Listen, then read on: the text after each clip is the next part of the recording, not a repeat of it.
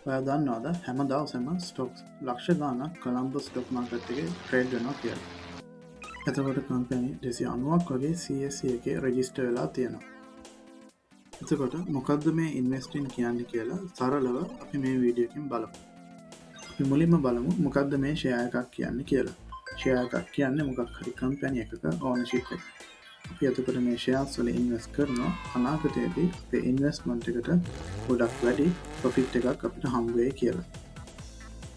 හැබැයි මේ ෂෙයාර්ස් වල මිල වැඩි වෙනවා වගේම අඩු වෙන්නත් පුළුවන්. මේක තීරණය වෙන්නේ මේ ෂෙයාර්ස් වලට තියෙන සප්ලයි එක සහ ඩිමාන්ඩ් එක මත. සප්ලයි එකට වඩා ඩිමාන්ඩ් එක වැඩි වුණොත් මේ ෂෙයා ප්‍රයිස් එක වැඩි වෙනවා. ඒ වගේම සප්ලයි එකට වඩා ඩිමාන්ඩ් එක අඩු වුණොත් ෂෙයා ප්‍රයිස් එක අඩු වෙනවා. ඉන්වෙස්ටර් කෙනෙක්ගේ ප්‍රධාන අරමුණ තමයි කාලයත් එක්ක මේ ෂෙයා ප්‍රයිස් එක වැඩි වෙන එකෙන් ප්‍රොෆිට් එකක් හොයන එක. එතකොට ඉන්වෙස්ට් කරන විදිය අනුව ඉන්වෙස්ටර්ස්ලා දෙවර්ගයක් ඉන්නවා ඇක්ටිව් පැසිව් කියලා. පැසිව් ඉන්වෙස්ටර්ට ඕනේ ඉන්ෆ්ලේෂන් එකට වඩා වේගෙන් තමන්ගේ ඉන්වෙස්ට්මන්ට් එකේ සල්ලි වැඩි කරගන්න. දෙවෙනි ටයිප් එක ඒ කියන්නේ ඇක්ටිව් ඉන්වෙස්ටර් කෙනෙක්ට ඕනේ මාකට් එක අවුට්පර්ෆෝම් කරන්න.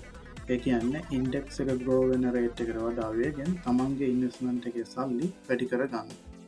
ඉතින් මේකට ඇක්ටිව් ඉන්වෙස්ටර්ස්ලා ෆන්ඩමෙන්ටල් ඇනලිසිස් ඒ වගේම ටෙක්නිකල් ඇනලිසිස් කරලා ෂෙයාර්ස් සිලෙක්ට් කරනවා.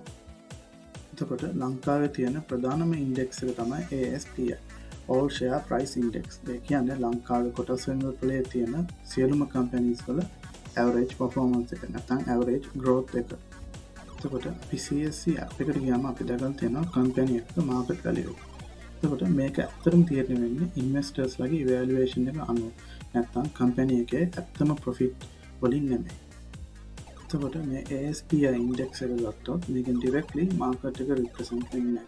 ඒ වෙනුවට මේකෙන් රිප්‍රසන්ට් කරන්නේ small cap, large cap companies වල ඕවර්ऑल performance එක. එතකොට ෂෝට් ටර්ම් මේ ෂෙයාර්ස් වල වටිනාකම අඩු වැඩි වුණාට නැත්නම් එකම තැන වගේ පෙනුනට ලොන්ග් ටර්ම් ට්‍රෙන්ඩ් එක ගත්තොත් ඒකේ ඇක්චුවල් growth එකක් අපිට බලා ගන්න පුළුවන්. එතකොට ඇක්ටිව් ඉන්වෙස්ටර් කෙනෙක් ෆෝකස් කරන්නේ මාකට් එකේ ඉවැලුවේෂන් එක ගැන. ඒගොල්ලෝ හිතනවා සමහර කම්පැනිස් වල ෂෙයාර්ස් ඕවර් වැලියුඩ් ඒ වගේම සමහර කම්පැනිස් වල ෂෙයාර්ස් අන්ඩර් වැලියුඩ් කියලා. ඇක්ටිව් ඉන්වෙස්ටර් කෙනෙක් කරන්නේ මේ වගේ කම්පැනිස් වල ඇත්ත වටිනාකම් පෙන්වන්නේ නැති ෂෙයාර්ස් අඳුරගෙන නැත්නම් අන්ඩර් වැලියුඩ් කම්පැනිස් අඳුරගෙන ඒව වල ඉන්වෙස්ට් කරන එක. දැන් පැසිව් ඉන්වෙස්ටර් කෙනෙක් ගත්තොත් ඒගොල්ලෝ මොකක් හරි ෆන්ඩ් එකක නැත්නම් තෝරාගත් කම්පැනි කිහිපයක ගොඩක් වෙලාවට මේවා බ්ලූ චිප් කම්පැනිස් මේවා වල ෂෙයා ප්‍රයිස් එක ෂෝට් ටර්ම් අඩු වැඩි වෙන එක බලන්නේ නැතුව අවුරුදු ගාණක් එක දිගටම ඉන්වෙස්ට් කරනවා. ඒකට හේතුව තමයි පැසිව් ඉන්වෙස්ටර්ස්ලා ගොඩක් වෙලාවට ෂෝට් ටර්ම් වොලටිලිටි එක බලන්නේ. ඒ වෙනුවට ලොන්ග් ටර්ම් growth එක තමයි ફોකස් කරන්නේ. ඒ වගේම ඒගොල්ලෝ ෆන්ඩමෙන්ටල් ඇනලිසිස් නැත්නම් ටෙක්නිකල් ඇනලිසිස් වගේ ඒවා කරන්නේ නැහැ ඉන්වෙස්ට් කරද්දී. ඒගොල්ලෝ ගොඩක් වෙලාවට තමන් දන්න කම්පැනි එකක තමයි ඉන්වෙස්ට් කරන්නේ. ගොඩක් වෙලාවට බැංකුවක් නැත්නම් ෆයිනෑන්ෂියල් කම්පැනි එකක් නැත්නම් මොනවා හරි මැනුෆැක්චරින් කම්පැනි එකක වගේ තමන් දන්න නේම් එකක් තියෙන කම්පැනි එකක. එතකොට මොනවද මේ බ්ලූ චිප් කම්පැනිස් කියලා කියන්නේ? බ්ලූ චිප් කම්පැනිස් කියන්නේ ලොකු මාකට් කැපිටලයිසේෂන් එකක් තියෙන ඒ වගේම අවුරුදු ගාණක් තිස්සේ හොඳ ප්‍රොෆිට් මාර්ජින් එකක් මේන්ටේන් කරන කම්පැනිස් වලට. ලංකාවේ මේ වගේ බ්ලූ චිප් කම්පැනිස් 20ක් තියෙනවා. ඒ කම්පැනිස් වල performance track කරන ඉන්ඩෙක්ස් එකට අපි කියනවා S&P Sri Lanka 20 Index නැත්නම් S&P SL20 Index කියලා. මේ පැසිව් ඉන්වෙස්ටර්ස්ලා තව පාවිච්චි කරන එක ටූල් එකක් තමයි යුනිට් ට්‍රස්ට් ෆන්ඩ්ස්.